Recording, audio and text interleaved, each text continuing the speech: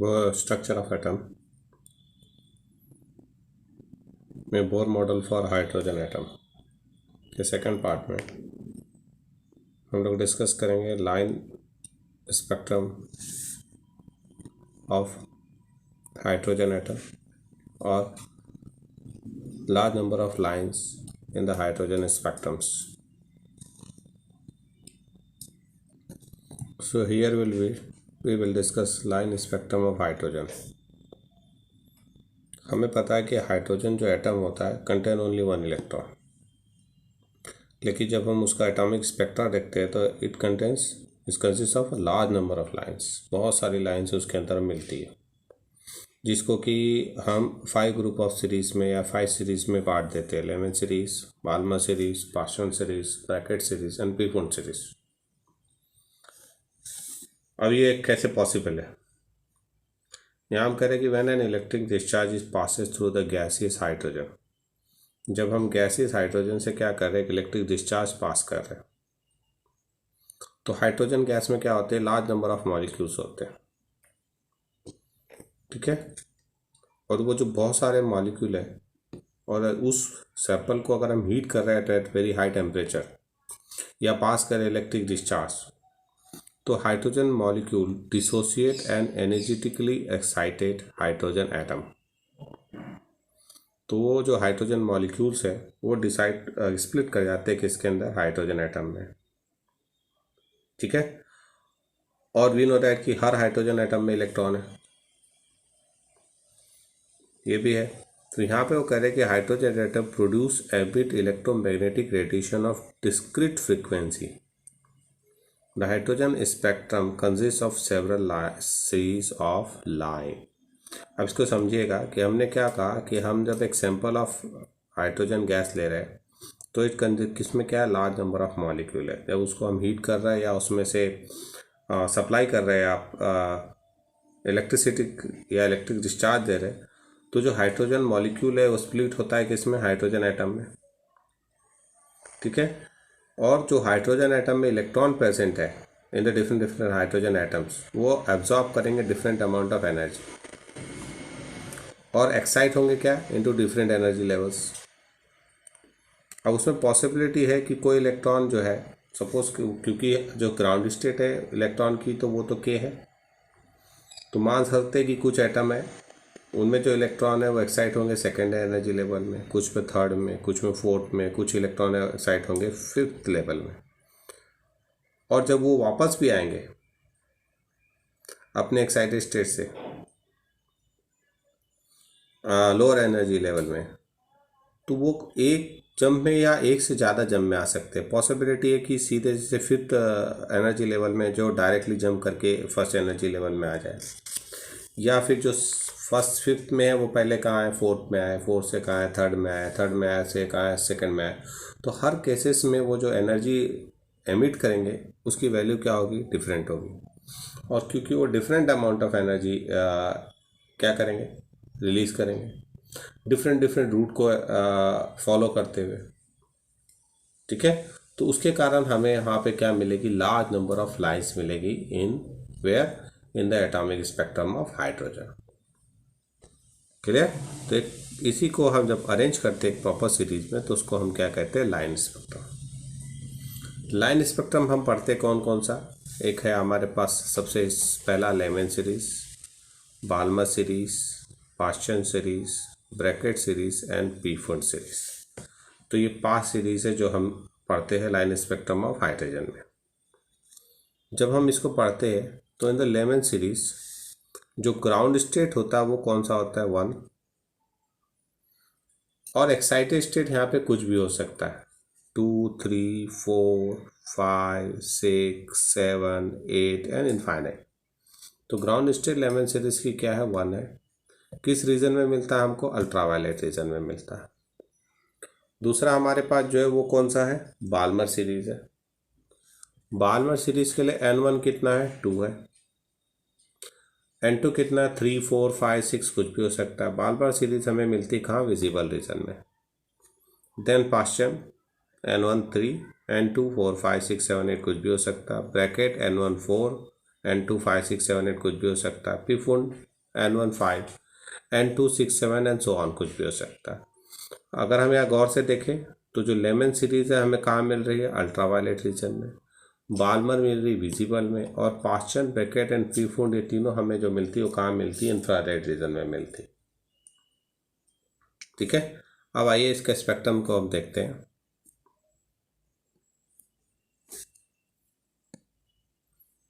ये हमारे पास है हाइड्रोजन स्पेक्ट्रम। ठीक है, अब हाइड्रोजन स्पेक्ट्रम को गौर से देखो तो सबसे पहले ये हमारे पास पहली जो सीरीज़ है it is a Lyman series. इसमें देखो यहाँ पे N1 N=1 है, ये इसकी ग्राउंड स्टेट है। अब इलेक्ट्रॉन क्या हुआ, इस ग्राउंड स्टेट से जंप करके हायर में गया, N2 में गया, कुछ का N3 में गया, N4 में गया, कुछ का N5 में गया, और फिर वो वापस आया कहाँ, N1 में। तो जब वो N2 से N1 में आया तो हमें कौन सी सीरीज मिल रही है, मिल रही। जब वो N3 से N1 में आया तो ये मिल रही, N4 से N1 में आया तो ये सीरीज मिली, N लाइन मिली हमें, N5 से N1 में आया तो हमें ये लाइन मिल रही है, फिर N6 से N1 में आया तो हमें ये लाइन। तो ऐसे हमें कई सारी स्पेक्ट्रल लाइन मिल रही है। और यहाँ पे क्योंकि हर अलग अलग ऑर्बिट से इलेक्ट्रॉन कहाँ आ रहा है, फर्स्ट ऑर्बिट में आ रहा है, तो जो लाइन स्पेक्ट्रम मिलता है इसको हम कौन सी कहते हैं, लेमन सीरीज। कहाँ मिल रहा है हमको, अल्ट्रावायलेट रीजन।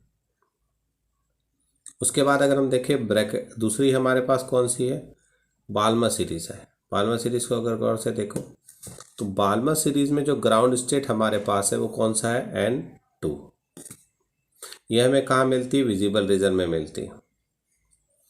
अब जब ये विजिबल रीजन में मिल रही है हमको, तो यहाँ पे अब इलेक्ट्रॉन कहाँ से आ सकता है, N3 से आ सकता है वापस, एक्साइटेड स्टेट N3 हो सकती है, N4 हो सकती है, N5 N6। तो अगर N2 3 से N2 में आता है तो हमें कौन से कलर की लाइट मिलेगी, रेड कलर। N4 से N2 में ग्रीन, N5 से N2 में ब्लू, और N6 से N2 में आएगी तो वायलेट कलर की लाइन हमें मिलती है। तो यहाँ पे जो ग्राउंड स्टेट है वो N2 है, एक्साइटेड स्टेट में भी 3 4 5 6, तो उसको हम कौन सी कहते हैं, बाल्मर सीरीज। ऐसे ही अगर हम अलग अलग सीरीज बनाए तो उसकी ग्राउंड स्टेट के बेस पे क्लासिफिकेशन हमारा किया गया है।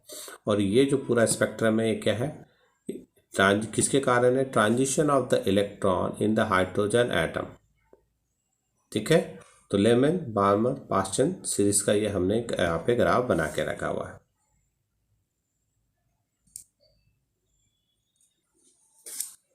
अब हम लोग कैसे आइडेंटिफाई करेंगे कि स्पेक्ट्रम, जो लाइन स्पेक्ट्रम है उसकी एनर्जी क्या होगी, उसकी फ्रीक्वेंसी क्या होगी।